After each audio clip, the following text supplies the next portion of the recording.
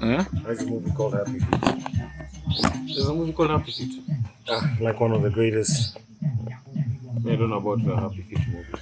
My feet is so... Now that I know people have a fetish for feet. I have my one mind. There's a movie called Happy Feet. I'm just thinking, the guys who made that movie, walikuwa wanafikiria nini? Guess who is here again? Due to public demand, it has been, wow, it's been in waves, in the billions, I guess. They have requested for DJ Meta. Somebody introducing themselves, stroking their own ego. In their, I don't know. Well, you make your own conclusions to the What do you think of somebody who does that? I've been invited again. So where's the location today, Mr. Joe? Leonie episode 6. Today the date is November. What's today? Hey. November 20th. Sorry, November 20th. November 20th, Monday. Hey, November 20th, Monday. Kumenyesha. It's El Nino season, so by public demand, public being 3 people who listen to the podcast. Me, yourself, and the curator at Spotify. And the guy who was supposed to look into the comments made during the podcast, compliance officer. The compliance guy, eh? Yes. The 4 of us should have a meeting and decide should this keep going on or should this be stopped. But anyway, man. So Joe, what do you have for us today? What are we going to be talking about? Bro, to be honest, today's Monday. Today is it's the first Monday of bila kufanya kazi, so it's a different Monday for me in a very, very long time. So it's a very different Monday. I think nimekuwa connected every Monday for the last 2 years constantly. So what do people call it? You know, people say it's being in it's like being in a plantation. Most people call it a plantation. Is it a plantation or is it just everyone is in a plantation of some sort of life. Kila msako plantation to me. Unapanda nini na unapandia nani? So you can be a ganja farmer. Exactly. So that's the thing. So manze, it's a very different Monday for me. Nilitaka ku relax leo, nichukue tu my 1 or 2 weeks off, nisikie vile watu wengine usikia. Lakini unajua ukichapo na familia, you don't have these things the way you think. You're living for others. Sorry, I didn't get that. You're living for who? For others. Why did you sound so philosophical? Let me state me a word. Sound so state me a word. Philosophical. You have. It's a very small word. Philosophical. Yes. That's not a small word. That's a big word. It's a big word. So anyway, kuna mingi imeendelea. To be honest, nimeendelea hii Kenya in the last 4 days. There's nothing much. It's just nonsense. It's politics. It's by the way, Puff Daddy break record. Puff Daddy break record. You guys trust me. That is the funniest shit ever, bro. That is the funniest shit ever. I don't know mkimoja Puff Daddy, wherever Puff Daddy is. Puff Daddy aliona the kiss of death. He stared at death in the face. Puff Daddy, if you hear me, I know you're about to release that awesome album. And I know by calling you Puff Daddy, we already cancelled because we've so much jina mara 50 saying it will love. I don't care. It will love, but bro, this nigga, he knows. Do you know what he was doing? He has issues. He knows what we're talking about. Alipata kasi at he was 19. He was basically relationship yao ilikuwa ni umsa na analeta manigas wengine So was that like bringing other people to have like their fetish thing or what? Yeah, like it was for him. So he'd record for things. Him, not for her. Yeah, they're doing drugs. I'm gonna mention all the drugs they're doing. Like she was numb to this stuff. So this was never consensual then? This was just... I don't know about consent, bro. Not your consent. The way these things are. But I mean, it's not like there was consent. The way society always breaks things is black and white. No, so it's like you made me do these things because you're powerful. Unajua hizi kusema ni consent. Ni kama ile msana sema wewe msave vile kuna power na influence, you used to make me do things. That's what she was saying in that lawsuit. Like she was saying, using his power and influence, I was afraid to leave him. He would make me do things like take a lot of drugs. Mpaka anachapa IV. Mpaka kuna Instagram photos wakichapa IV. And then he would call them freak-offs. Anazita freak-offs. So you even don't want to rehydrate. Hata nikishuhudia vile alikuwa anadu anakola. Kuna siku ni birthday ya dem. Dem ako hapo na familia yake. Hey, happy birthday to you. Ile picha yake imetokea ndogo ile ya kumuonesha ile birthday yake. Hapo hivyo before Joy Bringers yanze. Ndio pabaya kuja kamshoni. Kamshoni aje get up to kwa keja. for a freak off. Akisema for a freak off, ni kwenda kuscrew na manigas Oh, man, that's and terrible. doing drugs. And That's they terrible. did that for 10 years. So she's now a married woman with a husband and I don't know if it's 2 kids, but I was wondering why her career dipped. Yani alikuwa aliacha ameoferiwa. kuimba kabisa yani. Wadema aliacha kuimba kabisa. she had asked for 30 million. This guy's dissed her. She But didn't see, really sing, but- bro. but She didn't really sing. Do you know, like, there's a story where Wale alidanguliwa na mabodyguards wa Puff Daddy kwa balcony. Wale alikuwa ameita Cassie for an interview, for a studio session, and they were like doing the whole music prep, strictly professional. It's not being Na bedi hisi story ya Jaba because This is story ya Jaba. Like, I because- listened to some podcasts, some dudes giving. hapana na waseka walikuwa Jaba. Then there's an never-ending story of Jabba. I can't stop Jabba. The Jabba must go on. But listen, bro. Apparently, Didi aliingia studio, bro. But funny ni, ati wale alikuwa ameambiwa. Wale hearing that they dangled you by your legs. Listen, wale alikuwa By your legs on my balcony. These are the funny part. Wale aliambiwa terrible. best wake kwa studio. You say, udem Didi manze, Didi is very what do you call this shit? He's very jealous. He's like, don't look at his girl. Don't say anything inappropriate. The selfish nigga manze, sawa, strictly professional. Yeye alikuwa hapo anambia maniga like, unajua huyu mso wangu lakini manze you say. Bro, wakikaa hivi kwa studio, wale ako ndani ya booth unajua vile saa zingine artist ana need like guidance to change a part of the way they're singing like, hey, do this. Maybe So wale lenda kamuonesha. alikuwa hapo ndani ya booth anamwambia like, maybe try, you know, like giving somebody instructions. Anamuoneshaji. How do you give you know how you give instructions? That's the Jabba part. How you give instructions? That's definitely the Jabba How part. you give instructions? There's various ways to give Okay, instructions. fine. Just listen. Just listen. Okay. Back, yeah, we are here. Yes, back to the story. So Wale is in the studio and direct Kasi vile ataimba chorus ama ni hook ama whatever it is he was trying to sing. Umsa anapiga story. He's one of the guys who was like chilling. But this is not his story does not Jabba, but bro, listen. Very Buddha, Skiza. niko na wewe. This story is being given by one of the guys. The way studios are, at least from what I've seen, there's like an area where there's a sofa where guys sit down. You know, guys are not musicians. The entourage is essentially your bodyguard, your girlfriend, could be anyone. These guys so Didi come into the studio with like bodyguards, like 2 huge guys. Wakakuja wakaangalia wakacheki msako ndani ya studio. Wakafungua mlango wa studio wakaingia, wakachukua Wale wakaingia naye kwa place fulani where there's a curtain. Bro, that curtain room, there was a window. So the guys giving the story is like, manze, walikuwa nasikia some commotion, wakaenda kuangalia, wana pull the curtain, wanacheki manze ati Wale amedanguliwa kwa. Man, this sounds like outside the building. It's What's true it? story. Iki to Listen, see Animaniacs. I'll connect the dots. So like in the scene, like, you know, if you know these Jordans, somebody knows they're Jordans. So like wanaona Jordans themselves kwa hivi na wanaona sana shikilio hivi. Anaongelesha na Didi, like anamshautia. Sawa, wakafunga kati na wakarudi kwa chini like nothing is happening.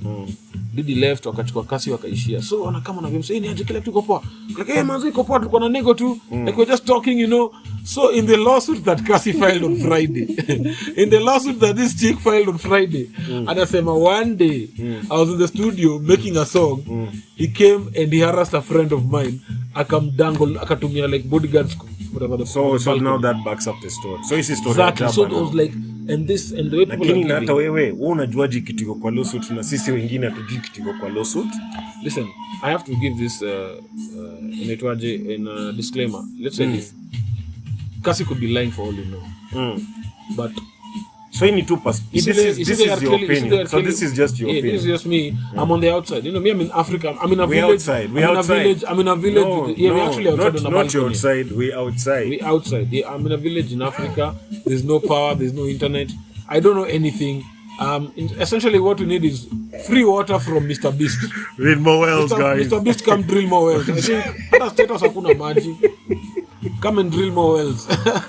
But anyway, point is, story ya Didi manze imekuwa ni wase wengi wamegive stories za umse. He's those Hollywood guys who are like so wealthy they have an, I don't want to say elevated sexual taste. Why have you associated? I can't say elevated, but ukiwa mdosi wasa usemanga wasa wadosi ndio ngana peculiar sexual fetishes. Hata wamesota wanakonga. Bro, wasa wamesota ndio lakini unatembea wamesota wanakonga na wasa wamesota unatembea kubai chains kufungana kama ceiling. Hata watu wamesota wanakonga na ukiwa kwa nyuma mabati unatembea ceiling board na funga chains. Watu wamesota wako na mafetish pia zao. Mirrors in ceiling board. Mimi sijui lakini wako na zao. Mimi sasa sijui zao. But anyway, stories that did in manze. This nigga does this shit with a lot of people. Okay, There's stories that he's exposed people who are young, like Kina Asha, Kina Justin Bieber, like when they were young artists, because they were close to Diddy, they got exposed to these fetishes, like bringing niggas to fuck one girl in front of people. It's like this, you know, like videos in extremes, and you like, I've never seen this shit anywhere else. You guys are all into some mushrooms, whatever it is, drugged, then properly drugged up. Williams alikuwa na island huko settle kwa nani? Epstein. Manze ilibidi wamalize mse quick fast. Do you know what's sad? Hata Epstein kungoja kuiona. Alikuwa tu wewe. Do you know what's actually sad? Quick fast. Is that what Epstein was doing is being done by probably 1,000 other people. So they just replace someone else. Not replace. They put someone else. No, he's just one of them. It's just that his clientele had popular or influential people. But these people who have islands right now, where you can go do whatever you want. They have, umesema islands ama Irelands? Islands. Hey Buddha, so kwani ama ni vile umanza podcast? Unataka kutarget market ya island? Manze I think was island. But at this point was organic island. Zanzibar ni place ni island. Hata huko Lamu kuna mingi. Manze Lamu is actually a different place bro. Na niliendelea Lamu nikafeel nimetoka Kenya. That's weird to say but it's true. Bro, there's only one wines and spirits in Lamu and it's being run by a Kikuyu.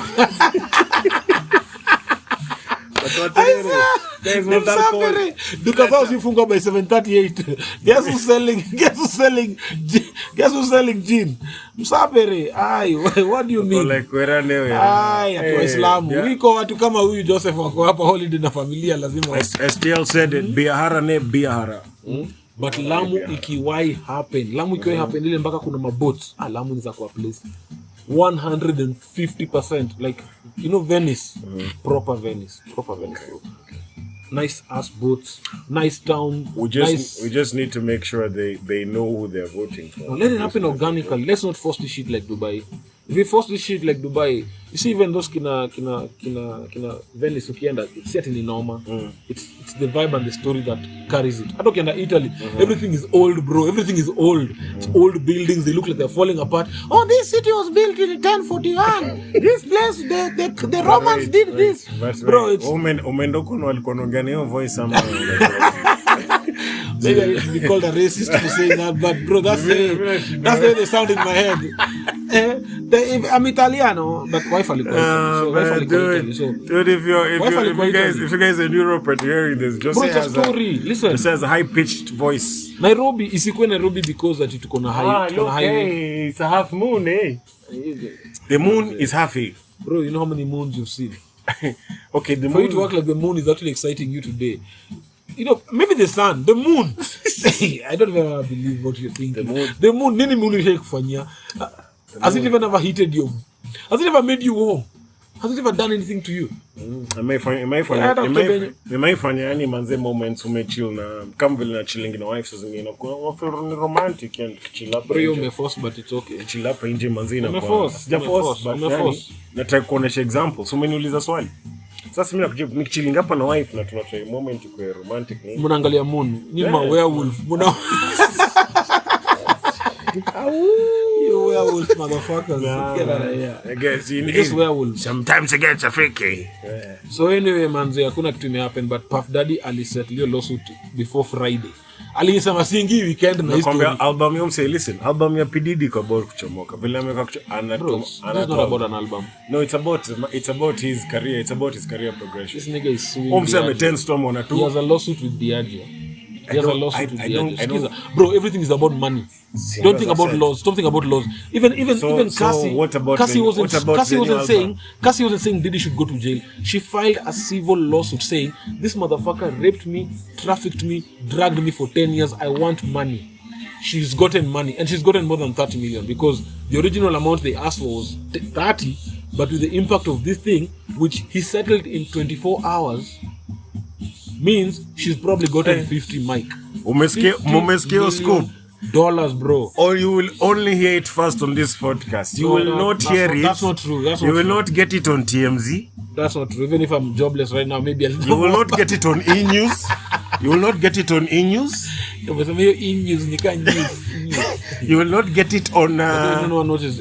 Ilikuwa channel ya kitambo. Hii utai get kwa Lingugis. You will get it there. Lingugi ni kwa kulia. Ukitaka kulia sasa ni what happened?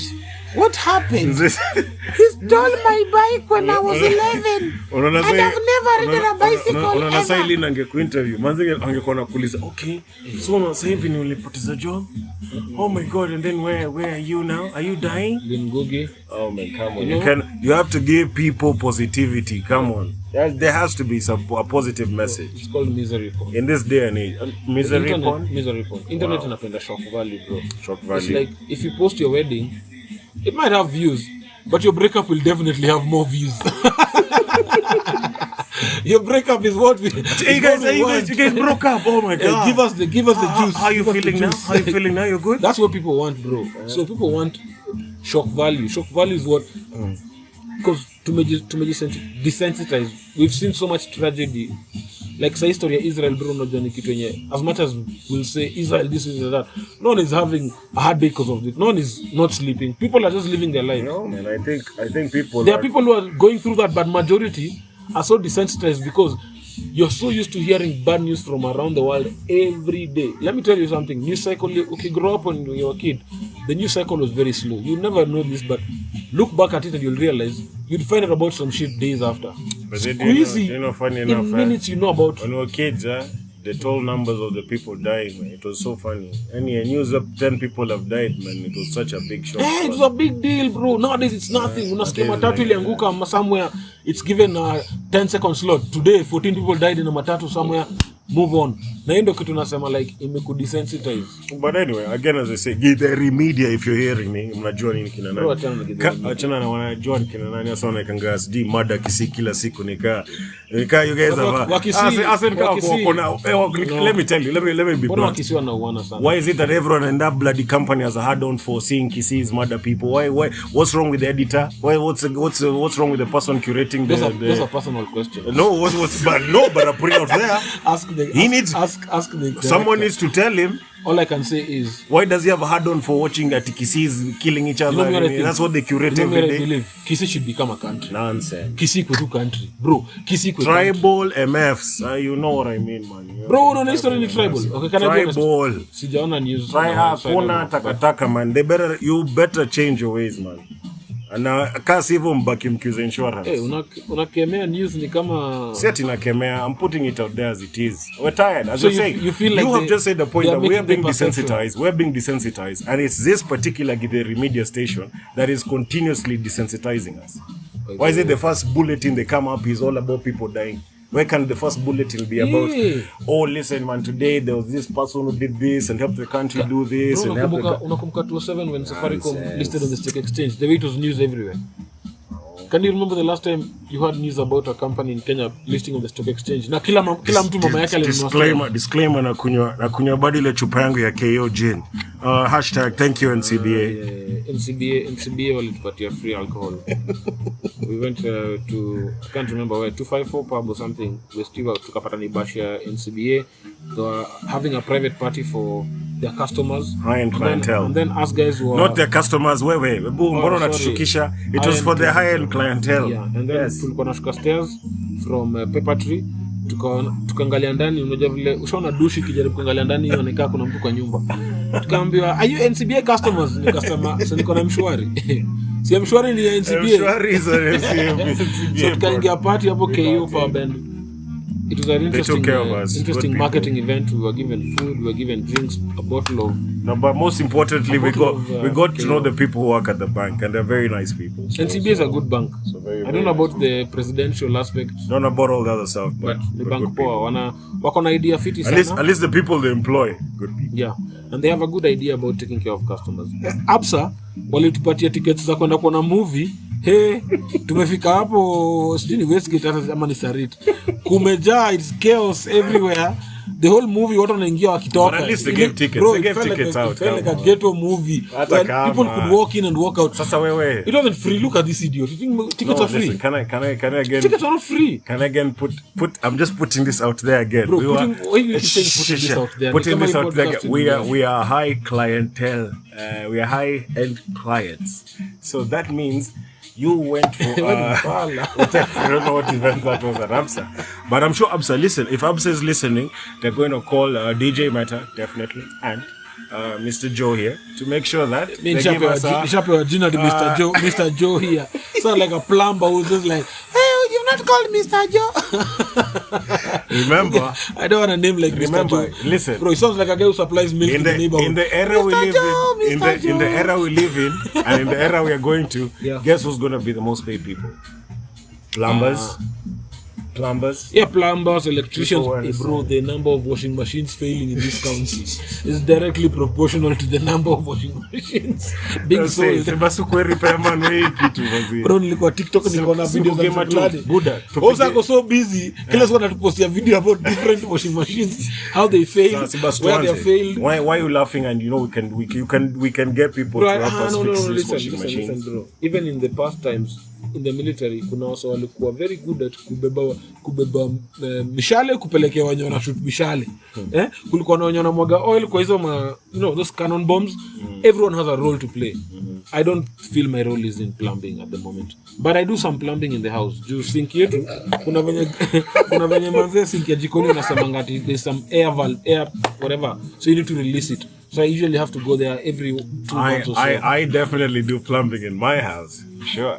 Unaona hapo ya ukisikia kusema hivyo it sounds sexual and some deviant shit. I'm like, it's like this is a fighting. I don't think this guy can negotiate about land without saying like this steal somebody else's wife. Hiyo shamba ni yako lakini unajua anaweza chukua bibi yako ni kwa shamba yako. No, we don't do that. We need a case study done on why Kisii has a very high murder rate. We're not saying it's the only place that people murder each other. Ask the remedial. But Kisii seems to be... They seem to have a definite answer. This is what I think. I think other tribes have a large enough area to expand. I don't think Kisii is gonna land enough. Wako squeezed between Wajaka. What are they called? Hii place ya Bomet. Wakalewa hiyo side ya Narok pia, so they can't really... Like land yenyu iko very fertile. It's very dope. It's a very green area. It's very lucrative. People are very educated. Klamse anafanya some fun fact work. Where does it rain 4 out of 7 days in a week? I was gonna do a dirty joke. I can't do that shit. Wow. Jesus. I said 4 out of 7 anyway, every week. I don't know why it rains every day. Oh, London, yeah, that shit place. Yeah, London. Shit like London. When you always go to London, ni kila kitu. Queen, London is the best. Even the queen London is the best. Listen, bro, after World War II, the queen was hanging around Kenya. Alikuwa ameambiwa kuna place fulani huko in London Africa. Dry Gin is the best. By the way, London Dry Gin is made by UNV Limited on behalf for EADL. I think I'm making sure we get all the sponsorship in there. I mean, I don't want sponsorship. Boom. No, we need the money. This is not a TV station. No, we need the money. Money you can get through other things. Go sell your ears or something. I don't know. Go sell your feet. Hey, sponsor, hit me up, DJ Meta. Go sell his feet. Bro, hakuna sponsor hapa. Hii si mambo ya sponsor. Hii ni barua tu tunaandika. Siku moja mtoto wangu atasikiza hizi vitu. Atakuwa anasikiza anashindwa it's okay. But it's a way of expression. We are all expressing ourselves. That's the new world we live in. And by the way, this is something this is career talk time. Oh yeah. By the way, topic of today actually was career day. Wow. No. This is legit. Excuse me. If you are a young person, no umemaliza campo, I want you to do this. I want you to think about how you can build your own brand as a person. Bila kampuni. Think about how, whether you're doing IT, come on after IT, go find a way to be a person who speaks highly on IT. Enter LinkedIn, posting your updates, post videos, talk about this thing. Even if you're not employed, ataka uko bedroom, post to, ongea about it. The future we're going to, people are going to rely on algorithms to tell them who is who.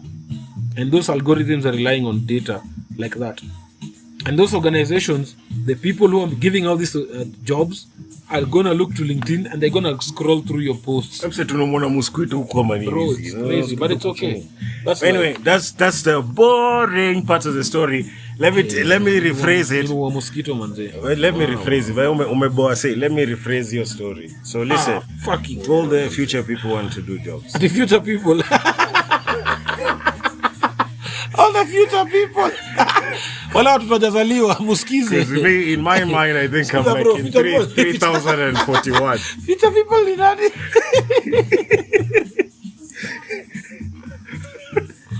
I like making sure, like, if this is like an archaeological discovery, they'll find this like 4,000 years later. So I think they'll just have CDs and hard disks and cloud, and they'll be able to ask, share.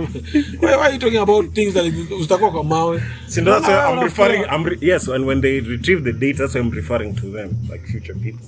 Bro, there are mosquitoes here. Anyway, nonsense. So fucking aggressive. Back to the story. Back to the story. Yeah, what was the story? That's the question. Career. My message to the future people is this.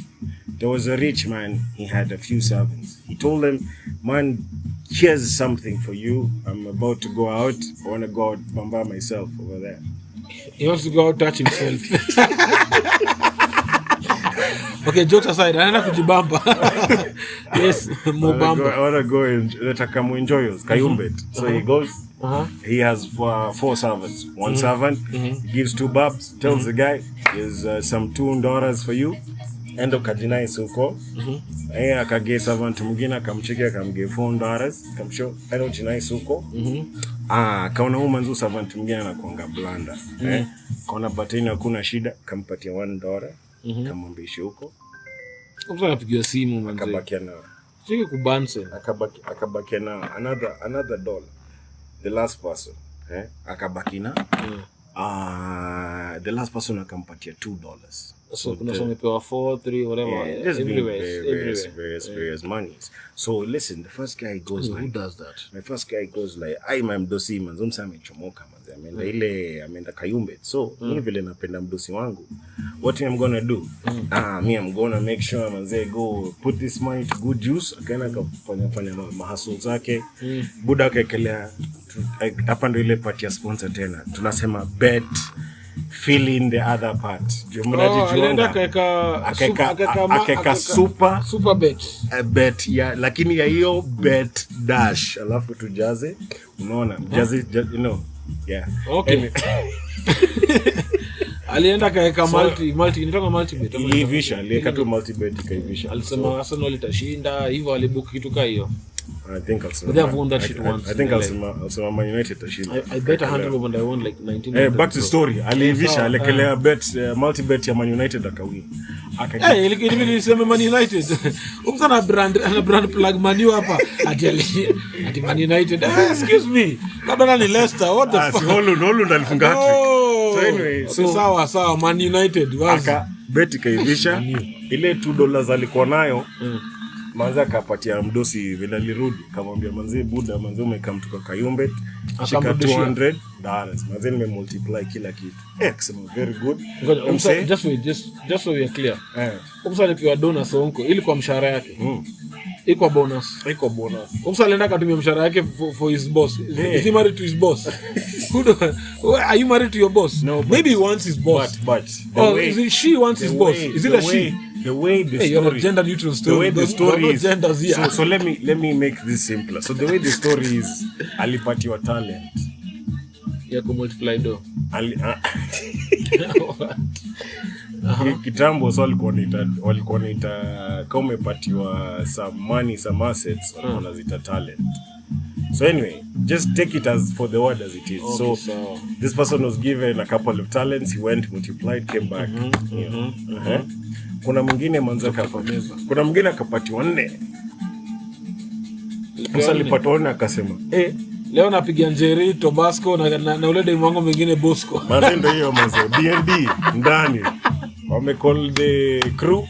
Lakini demu zito Bosco. That's Bosco ame come through. za magaldems wake. So msalipo nne alienda akapeleka Bosco out. Amebamba wase nini, but at least ame make sure ame reinvest. But si amebamba wase, si ame invest kwa economy. Ame invest kwa economy, but amejienjoy. Si boss wake, so this will be a bad part of the story. Amejienjoy, lakini manze pia amesaidia kitu moja mbili, akapatia boss wake, akamwambia niko na change. Wacheke buda, nimejinice. History yako wasa. Nimejinice lakini ni change. Shika change mzito. Mzito akasema hamna noma. Ulijinice change kaba. Haya manze, wakabaki wasa wawili. Akaambia msemi na lijinice change kabaki, wewe nimegeiche, akampromote akamdunga cheo. Sasa yule akashinda kwa nini? Ngoja ule kwanza alipewa nini? Ule msemi alienda kwa huyo msemi kwanza alipewa cheo. Biggest yani manze. Okay. Aliambiwa ndo atakuwa na guard safe. Endo takuwa na guard safe. Endo takuwa kwa labda alikuwa accountant sasa ni mwochi wa safe. Silichekiona sewa nini vile walifanya. Bro ni downgrade. Anyway, mambo waka. Going to be a watchman for a safe. Hey bro, don't mess with us. What world is this? Don't mess with people. I think in the Avengers, the alternate universe. Haya, tuko sasa dini level 3 hiyo universe basi. So ule msee wakabaki wasawili. Manze wasawili manze, kuna msee mmoja hapa kajambe. Kama msee wa ufao wa pili manze alitumia do yake na akabakisha. Msee ni fala man. Doanzi. Akauliza mdosi akamwambia mdosi, "Mimi manze nimespend do. Nimelipa mshwari yangu." Unaona manze ile do ulinige mzae. Buda mimi nimejinice yote imelanda hata sina kitu. Mdosi akamwambia, "Mbona chochote?" Mimi nimejinice. Kwani ngoja moral of this story. Ngoja kayumbe. Piga kayumbe. Akasema okay. Under the half moon. Akasema unajua nini? Wewe umenikasirisha, hebu mbona tumespendo yako yote? Akaulizwa mwisho, na wewe umefanya nini? Jamaa mwisho akasema, sikiza mzae. Wewe huyu jamaa, sijaona jamaa fala. By the way, huyu msee anazaje chukua do yako? Mdosi sikiza. Mimi ile do mimi ulinige. Unaona mimi ulinige $6 ama whatever it was. Shika do yako yote buda. Mimi iweka fiti. So basically hata itaguswa aliweka kwa mattress basically. Akamshow mattress shika. Manze jamdosa alimwambia nini? Manze paka vitu zako na ishie buda. Manze that nigga should have been fired. Kwa nini? Sasa mbona aliweka do? There we go. That's the same message I'm trying to say. We're passing to the young ones, to the future, the ones who are coming. Okay, fine, I get that. So umeelewa, hiyo story yako ilikuwa boring, lakini mimi nimeipatia na in a better way. Umechukua mathiru kaenda mpaka Naivasha kusema unakwenda Ronga. Hey, it's okay, but I get you. Anyway, again as I said, kama unatafuta kazi na kama hiyo kazi nataka utafute, I don't care if it's being a plumber, electrician, scientist, any field you are in. Ukienda uone TikTok what is happening, bro. Everyone on TikTok is open. Mic check. Podcast ilikatika katikati because I received a phone call. You have to understand that we're recording via a phone and using an app called Dolby. Is it via or via? Bro, whichever way you choose, you still end up via. We end up in the intersection. Fork in the road. Yes, fork in the road. Amazing. Now close it to us. So I can't remember. Anyway, what we're saying is, if you, whatever field you're doing, CVs are dead. CVs are dead. No one reads CVs. True story. No one will read your CV. Show people that you're passionate about what you want to do in life, and you do it earlier. It's much better.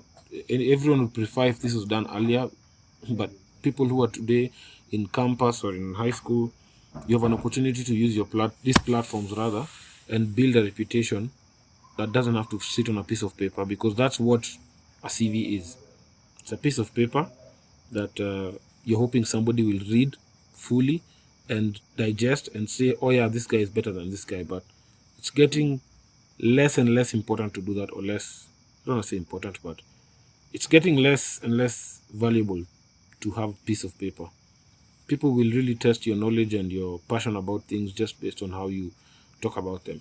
Anyway, huyu jamaa ameenda kujibu simu huko ndani. So yeah, we're in his balcony, and there's a garden, a very big garden here with trees and a bush, and those tiny mosquitoes that bite your ankles. That's why we're saying the mosquitoes are crazy. So we are being bitten by mosquitoes a lot. So I don't know if we'll go inside, but yeah, tutaona. Another thing nimeona hii wiki, tumeona kwamba President Ruto amesema he's going to look for jobs for people, which personally I don't think that's what the president should be doing, but he's doing it regardless. So if it brings positive results, we're happy. People get jobs. People can move to those countries and send back money home, build the country, build our forex reserves, build our reputation abroad, create a foreign market for Kenyans. It's a good thing. It's a global world. So globalization is being tested and it's important. Vitu kama hizi, hata kama upendi vile president anafanya, mimi nataka zi succeed. I might not like Ruto's ability to lie and his constant promising, but I am praying that he succeeds, because at the end of the day, if he succeeds, I benefit. There's no use in wishing for the government to fail. Whether you voted for the government or not, you should hope that the government that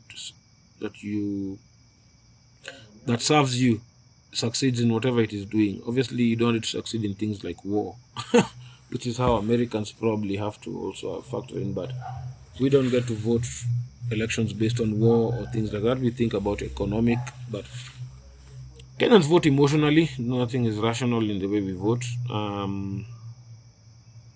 Ruto aliingia, so he's going to be president for the next 3 years. And I hope he succeeds. I hope he succeeds in his endeavor. I hope he can lower our debt payments. I hope he can grow the economy, expand the tax base in an efficient way. He's doing it in a very aggressive way. Kuweka kila mtu kwa VAT suddenly has put a lot of people in trouble. A lot of farmers are complaining. Farmers Choice imewambia from January, you will not be able to supply Farmers Choice kama una VAT, whatever. So these are all programs meant to make sure that we have less till numbers who are not reporting on their revenues. They want all the 800,000 till numbers to be VAT customers, people who are paying taxes to the government, because they're supplying goods and services. And so there's the idea is that Kenya is only collecting a third of its tax base, or whatever it is. And those numbers always seem, when you look at things in numbers, you'll always justify the actions you take, and you forget the humane part of it. So Kenyans, we accept, yes, we all use M-Pesa. A lot of us have businesses which we run on till numbers. We don't necessarily pay taxes to the government. Maybe because we're making only 4K, 3K, 5K, 6K, 10K. It's a little money.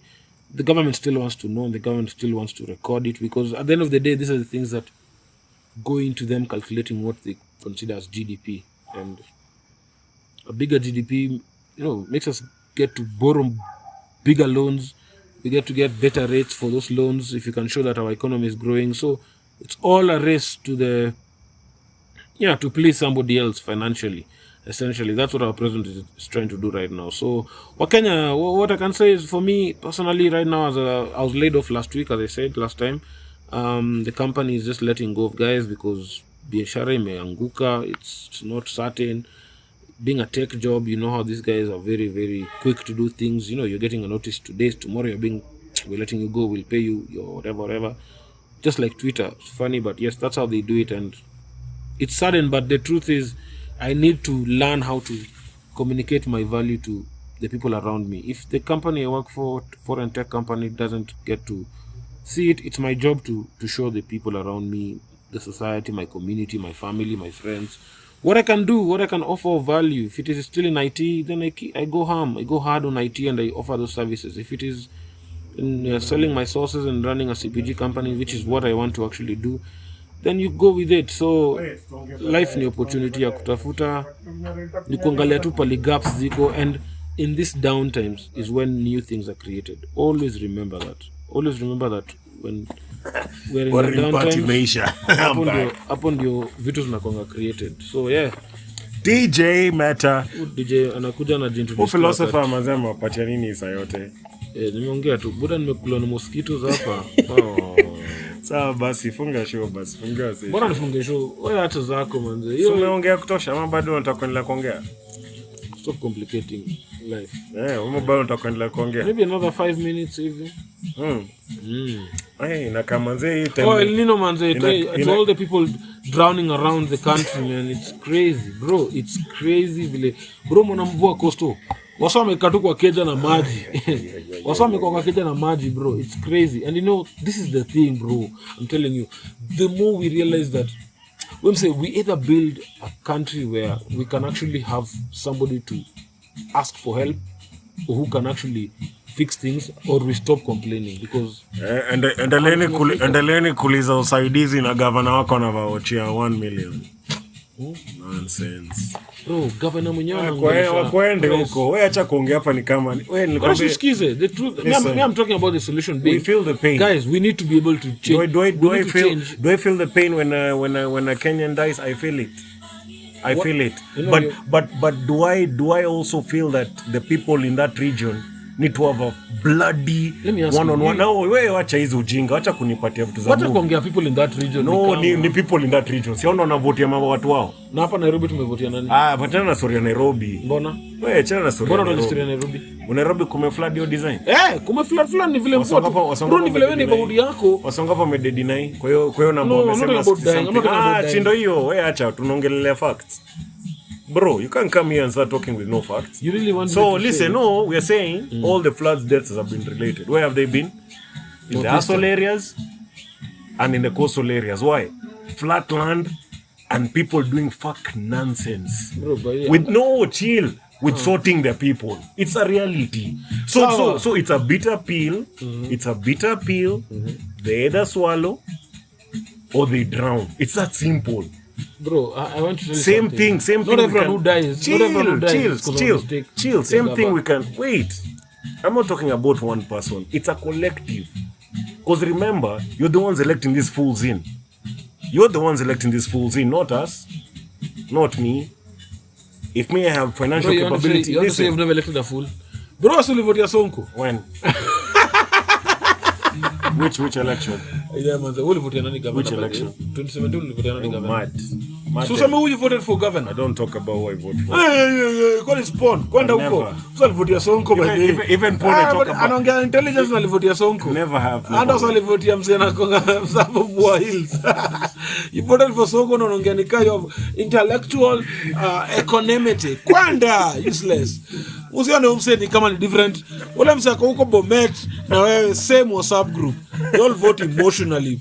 Simps. Kwenda ni huko by the way.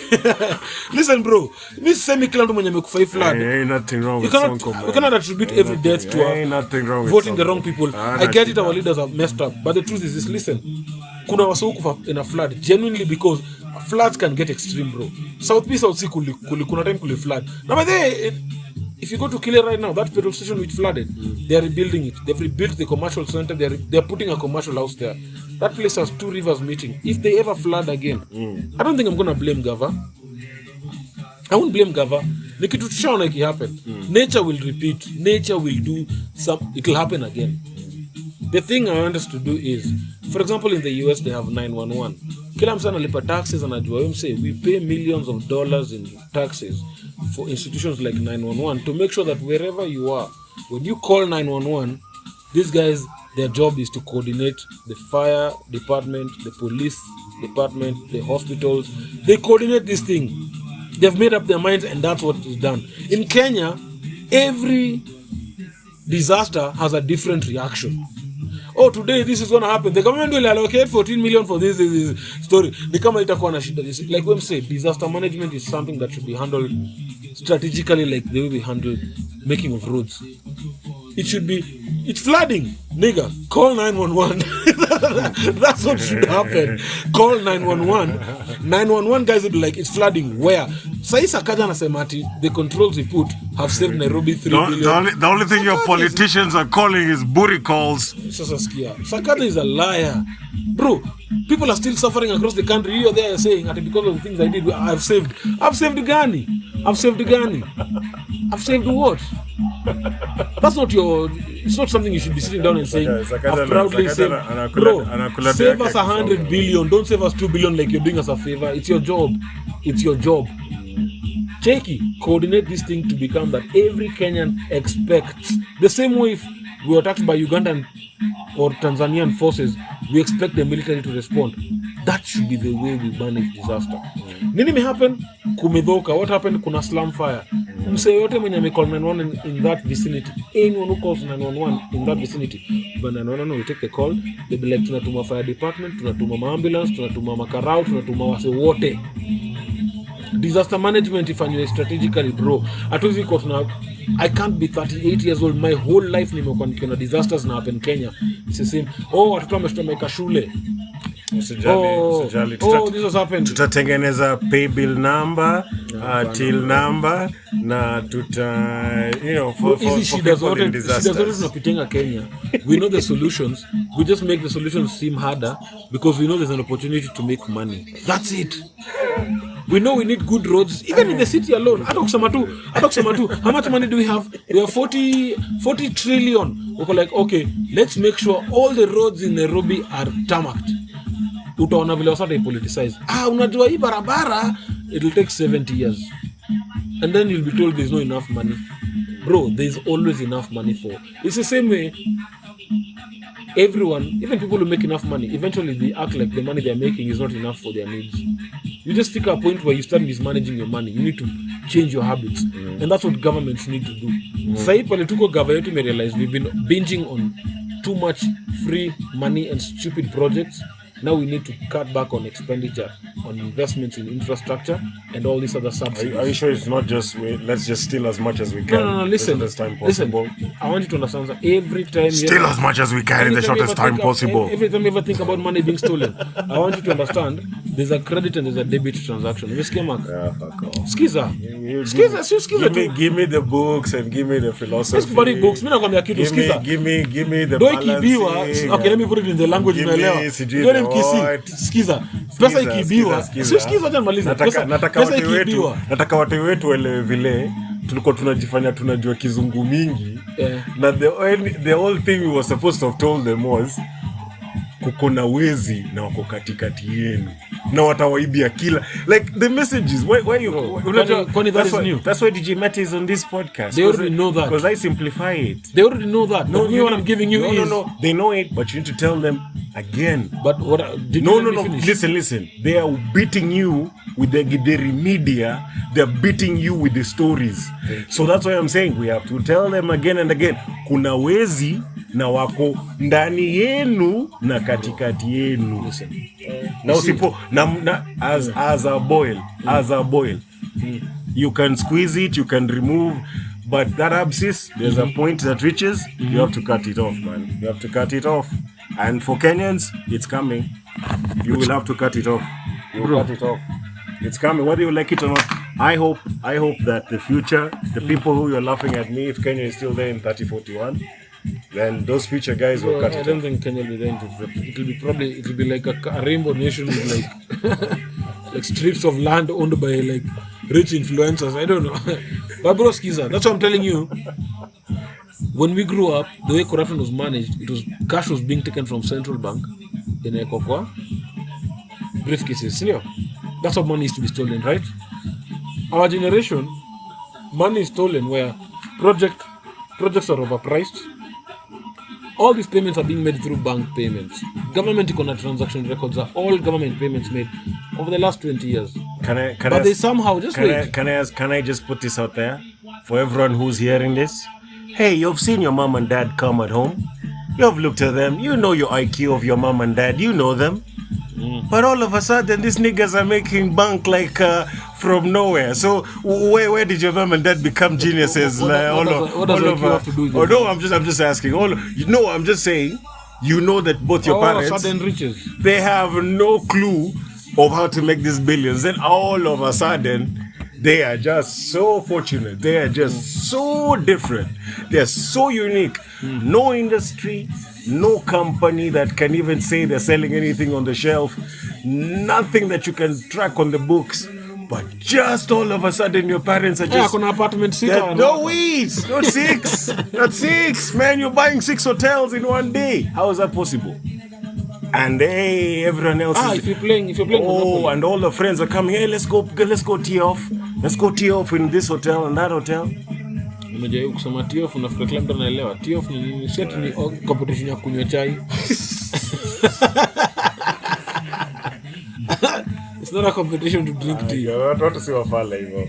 Na amesema watu ni wafala. Sako rada. Well, you know me, my assumption is the mother of ignorance. But do you know the best part about this podcast? I hope one day when you invite me and we're sitting here, I say a UFO. I'll be like, damn, UFO on the podcast. But then Mark believes there are UFOs and I don't believe extraterrestrial objects. I know they exist. See, even the way you believe about religion, none of us ask for evidence. Tuliamini tu. So that's why I don't discredit Mark. I can't say he's being stupid or call him names. He could be right. Whatever a man sees, a man will communicate. Mtu wake at least atakuwa believer wake. At least we know he has fans who can believe in him. Mimi ndako na mzaruma maswali basic. Mbona hiki kitu inaonekana tu na watu wanasa? Just as we were just about for the aliens to come and land. Just as we were so close, the Pentagon starting to tell us what is going on. Just as we were that close. I saw that article about a plane disappearing. Bloody hell, then and say this war.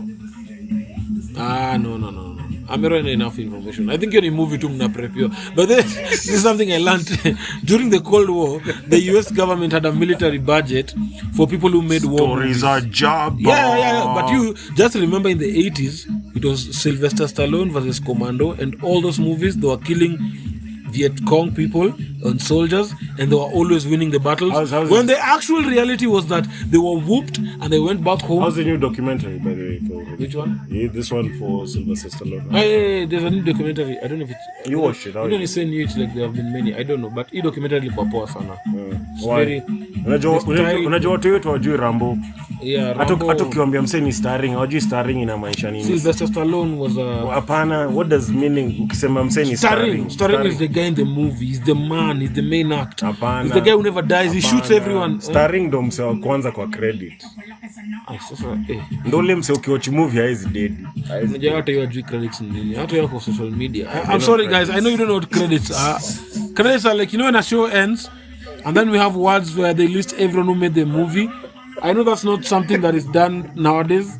We know when some, for example, a person on YouTube like what Jesus wanaweza kuwa wako staff inawafanyia hizo mapod ati what Jesus you know what Jesus might have a YouTube channel and they have like 10 guys who do it. When their videos end, they don't have credits where you see the names of these people. But kitambo, every show you saw, we gave credit to the people who produced the show. What Jesus? Hey. What Jesus manze. Also me milk the you know those guys were like in high school also walikuwa like me I'm saved. Also ni wengi kuliko Sonya wamechapa. There's are so many guys who like that. Time ya siu ulikuwa unasoma na unaanza kuomba kwa mti. Kila mtu anachukua mti yake anaanza kuomba. Muna mti ngapi? Huko ni wapi kwanza? Highway secondary. Kila mtu anachukua mti. Highway. Can we confirm whether highway iko na miti hata more than 20? Majamaa walikuwa wanaenda hapo kila mtu anasimama naomba na mti. Ai, kusema buda hapa. Hizi stories za Jaba, literally Jaba ni miti. Stories za Jaba ndio hizo. Best secondary school you can ever take your kid to. Usipeleke mtu wako high school. In the past. Hey, wait, nimesema high school ama highway? No, people need to go to high school. If high school, but if was to summarize high school, niseme nini high school ilikuwa nafaa kufundisha mse? Ni social studies. How to live, how to get to know yourself as a nigga, like as a man or as a woman. Because una realize hapo ndo mwanzo unaanza kujijua, hapo ndo ya dole imekuchapa vizuri. Hapo ndo unaanza kudeal na story ya mapero wako kukwambia vitu na wewe una feel differently. It's high school. That's when you start to realize. Maybe wacha mimi niongelele experience yangu. Hey, wazi Joano Mark. Me experience yangu ya kujielewa. As in I was like 2-3 years old. I knew it. Wow, this nigga changed his own diapers. No. Sasa wewe, mbona unaingilia story yangu? Si mimi na kushow what I felt and how I knew. Okay, how I knew myself as a how you felt. Oh man, how I knew I got it. How I knew. Even at that time, I could differentiate manze frequencies in terms of tones. Nilikuwa najua MC manze. Mimi sikuwa naelewa mbona sasa naongea like there was these whole sentences or so like haiko ina make sense for me. Nilikuwa nataka kusikia sawa kiimba. Singing was ukiwa mtoi ulianza kuelewa do re mi before ile kitu kingine. Hapana, niko mtoi nilikuwa najua manze like classical music. Nilikuwa najua hizo ma Beethoven, ma vitu. Let me tell you. Unaona? If bullshit was a person. Wow. Rosafu manze. Hata hii podcast ikikanseliwa juu uongo mdaka kwa niko like delete hiyo kitu. Nizambia hapo delete hiyo episode. Surely mtu anadanganya tu kama hey how so man hizo ndo zilikuanga zangu. Hizo ndo zilikuwa form zangu. So mimi nilishajelea kutoka niko young. But music is mine. Bro, your story high school ni place ya sociology. Kujijua na kujua watu wako around you, kujua opposite sex, understand your sexuality. That's why when people influence high school kids or even university kids into believing a certain way about sexuality, it works like a charm. Yeah. I won't be surprised if more people say they realized they were gay when they were teenagers. I won't be surprised if they realized that they were wow, it's deep. I mean, seems you know quite a lot in this. There's no other like with films. I can't say it. They knew they were straight. Hey, bro, you know. I'm gonna say they knew they were straight in high school. You know, this is where I'm about to ask our viewers. Hey, wapenzi wasikilizaji. Mwasikia hayo?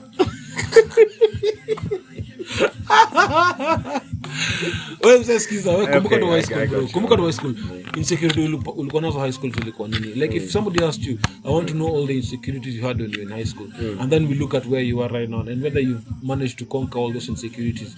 You'll realize bro, we're living in our teenage life years. Insecurity yangu high school nilikuwa naogopa nishoot wasasi. Hiyo tu.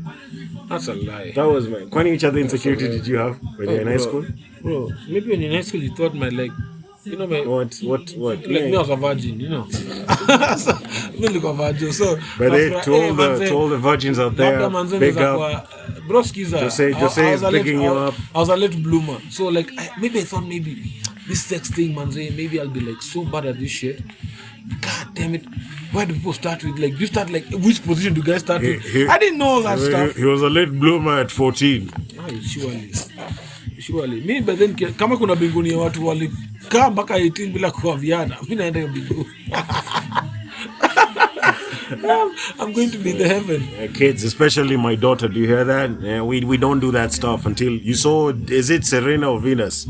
You know, you gotta keep that thing locked up. Keep it special for that man. Also, I'm making it too serious. Keep it special, baby. Don't give no man, especially this Kenyan boys. These Kenyan boys. You're recording utume na voice note. That's why I mean vitu kama hivi. I cannot tell you how to live your life. Enjoy yourself. Maybe if my parents told me how to live. Enjoy yourself, my daughter. Maybe I would have rebelled. Did you say rebelled or rebelled? I feel like you say. Did you say rebelled? That doesn't sound right.